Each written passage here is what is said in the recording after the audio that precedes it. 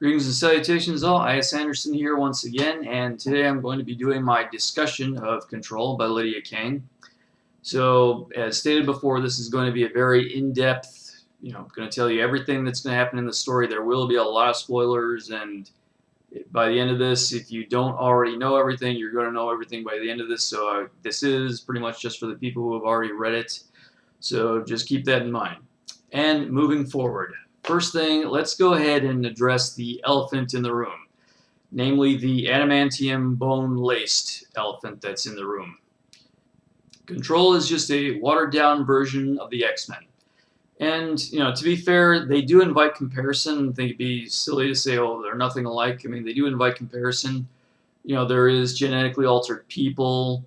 I mean, there is a sort of, the government is out to get us sort of thing. That vibe is going on. And even, with the struggle between the two houses, the two different factions, Karis and Arius, I'm sorry if I'm saying those wrong, but, I mean, Arius does seem a little bit more, it does seem a little bit like the Brotherhood, only as opposed to, only instead of, let's just kill all the humans and, let's take over, their thing is, well, let's just keep putting out, these drugs and products into the market until people accept us, whereas, the Karis House says, well, just, if they want, we'll put it out there, which, whatever. But, yeah, I do kind of get where people could sort of compare it to the X-Men, but then again, they're still extremely different.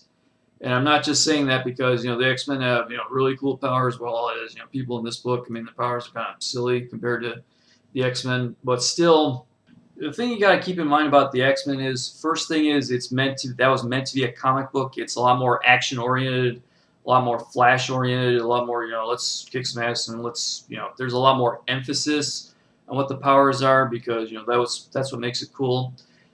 Whereas Control, I mean, that's meant to be, basically a story about a girl trying to get her sister back while she copes with living in this world. And yeah, eventually she does use the traits to her advantage, but still it's not really so much about the traits. And also, X-Men, that came out during a time when civil rights was at the forefront of the issues, so it reflects a lot on that. And Control comes out nowadays, and whereas X-Men is more, we have to learn to accept people, whether they're minorities or not, and we all need to get along and all that stuff. Control, I mean, nobody's really protesting the outcasts. Nobody's really protesting. It's not public. They're trying to basically cover it up. They just don't want to deal with it. So, I mean, the feeling I get from Control is, look, we need to stop, ignoring our problems. We need to deal with it. And that is something I think that we tend to do a lot these days. We try to ignore the problems rather than deal with them. But that's a discussion for another time. Okay, so, which moves on to my second point. Is this really a dystopian novel? I mean, it definitely is YA, it definitely is sci-fi, but is it dystopian? I mean, a dystopian world is basically a world that has gone completely wrong and is a lot different, for a reason. And there are, I guess, dystopian elements to it. I mean, one thing, they keep these genetically altered people underground, they deny them. And the world is pretty bad for them, but as far as how it is for everybody else seems to be fine. I mean, they got cars that go by themselves, and they got these little hollow earrings that do everything for them. So the world is bad for these genetically altered people that are rejects and could get killed on sight. But as far as how it is for everybody else in the world, it doesn't seem to be too bad for them. I mean, there's no starvation going around. I mean, resources seem to be as abundant as necessary, and everybody else seems to be doing fine. So is it really dystopian if it's just bad for a certain group of people? Which kind of brings me to my third point. How much of this story was Lydia Kang's, and how much of this story was the publisher putting their own little things there just to make it a little bit more marketable?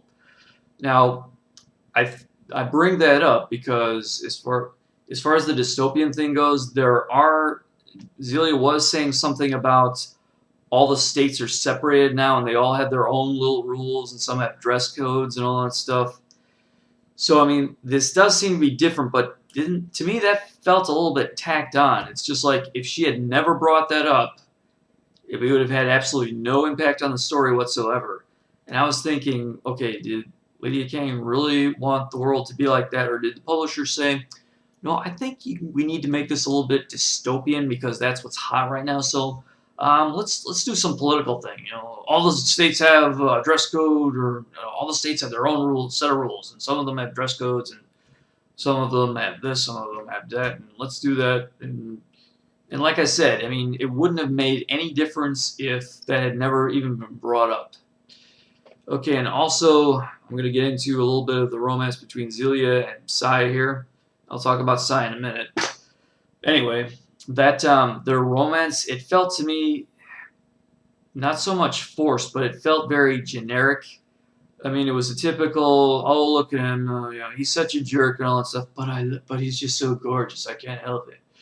You know, he's a jerk, he's constantly being mean to me, but oh no, he liked me all along. And that just, I mean, Twilight flashbacks aside, I mean, that seems like a very cliche kind of trope that they put in these YA novels. I mean, she, you know, falls in love with this guy who's a jerk to her most of the time, and you know, she thinks he's a jerk all the time, except for he's just so beautiful, namely his beautiful golden eyes. Yeah. And I have a feeling the publisher might have interjected that too. Well, we need to make it a little bit more YA, and you know, is that really the way Lydia Kang wanted it, or you know, maybe originally she'd wanted her to go with Hex, you know, the four-armed kid. Because, I mean, when she first meets Hex, I mean, she's a little bit freaked out by him, but he's just like, yeah, I understand you're a little bit freaked out. I'd be freaked out by me too if you've never seen a person with four arms. But you could tell, basically, I mean, he was understanding and he cared for her to an extent, and he could relate to her. And I kind of thought for a moment that, you know, she would end up with him. I was like, oh, well, maybe she'll end up with this guy. But then we meet Sai, and he's just like, mooey, broody, you know, emo kid, and blah, blah, blah, blah. Oh my god, he's such a jerk, but he's so beautiful. I'm like, oh boy, here we go. Let me guess. So, yeah, I didn't particularly care for that romance, and that, to me, also felt like something that the publishers might have had there. Well, we need to tweak this a little bit. Plus, Zelia also tends to fall into that martyrdom trope that we see so often in YA novels, you know, they just have to be willing to sacrifice themselves regardless of whether or not it's the wisest thing to do. You know, we saw this in, you know, Hunger Games. Katniss, you know, throws herself into the arena for her sister, which that was a practical idea. That, you know, she knew she stood a much better chance in the arena than Prim did, so that was a good idea. But then you've got like Beatrice from Divergent. You know, her brother volunteers to kill himself. Like, no, I'm not going to let him kill himself. I'm going to do it myself.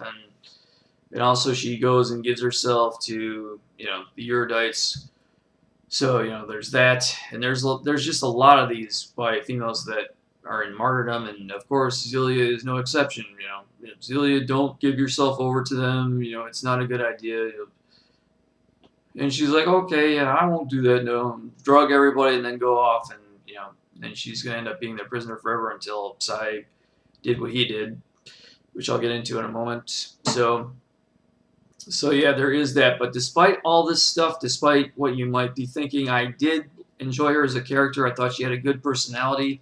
I liked the way she knew how to use science to her advantage. I mean, I liked how she was able to do experiments with the DNA and all that stuff. And maybe in the future that's going to be common knowledge, be able to do those experiments, but still, seeing that nowadays is pretty interesting. And I thought she had a good personality. I mean, when she tore off her shirt, threw it aside, said, there, you know, take it back. You want it back so bad. And he was embarrassed. I thought that was pretty funny. And yeah, I do pretty much like her overall as a character. I thought she was pretty good. I would say my favorite character, though, was Vera. Yes, I definitely like Vera. Yes, the supermodel from Mars, as Zelia put it. I mean, but, you know, in her defense, all that sunbathing, all that nude sunbathing she did, you know, she had the green skin. I think that's kind of how she eats, because I think her skin sort of photosynthesizes. So she had to, you know, her nudity had a practical application. Yeah, that's, no, seriously though, I think she kind of needed to do that. And that's why she was in a better mood when she did it. Which brings me to my next point. the slut-shaming controversy of the entire story. Now, there's a lot of the critics of this story are not pleased with the slut-shaming, the subtle slut-shaming that's going on, namely Zelia's attitudes towards her sister Delia. And see, her sister Delia is apparently is an attractive girl, but she's only 14 years old, and Zelia doesn't like her looking attractive for the boys and appealing to her and all that stuff. And also, and Zelia gets this way around Vera too, to an extent, saying, "Oh, she's wearing hooker clothes and all that stuff." Now, obviously, Zelia is somebody who has body image issues. I mean, she's a 17-year-old girl that hasn't started menstruating yet and underdeveloped, so she's going to have body image issues. And any 17-year-old girl who hasn't developed yet is going to have body image issues, unless she's only surrounded by other 17-year-old girls who have the same problem. But that's not very likely to happen. So, of course, she's going to have attitudes towards how other girls look. That's just going to happen. And, while that isn't exactly right, I mean, you can choose to be offended by that or not, but just because you shouldn't do it in real life doesn't mean that it shouldn't be in a story, because, I mean, you can't expect her to be perfect and, have a perfect attitude about anything. I mean, she has body image issues, and that's going to play into it. And, that doesn't necessarily make it a bad story or make her a bad character. It's just something that, makes her human, and, that does need to be in there. But, speaking as a writer myself, if, you're doing this, if you're not pissing anybody off, you're just not doing your job right. So, as a matter of fact, I'll leave you a link below to a review of Control on Goodreads. It's pretty interesting. I mean, the person who does it is pretty creative. I mean, she adds animated GIFs and everything. So, yeah, it's pretty interesting. You should definitely check it out. Okay, so the last point I want to bring up is the ending of the story. Now, I will admit what Sai did was admirable, giving himself over to save Zelia like that. That was, pretty cool. Probably the only cool thing he really did throughout the whole story. But the thing is, I mean, I do like the good guys to win like everybody else, and I understand that, the story isn't over here. There's probably going to be more, books to the story in the future. It's probably going to be a trilogy. But I still just do not like how Aureus basically got everything that they wanted, and they are just, repulsive. They are repugnant people, killing people who don't listen to them or, don't do as they say, and putting their body parts in jars on display as punishment, and stripping people down naked. I mean, those people, they need to be taken down in a good way, man. And, here's where I wish it was like the X-Men, so they go in there and start killing them. But yeah, I really don't like where it ended up. And so hopefully Aureus will be taken down eventually. And I just really do hope that happens. So that's all I have for today. I'll leave my pertinent information down below in the abyss as always, plus the link to that Goodreads review I'll show you. Okay, and so hope you enjoyed that. That is my discussion. Those are my thoughts. Go ahead and leave comments if you read the book and what you think, and whether or not what points you agree or disagree with me on, whatever, just anything. And this is I.S. Anderson saying, everybody, make your lives grand and have a good day. And remember, kids, Sailor Moon was only 14. No, really, she was. Not kidding.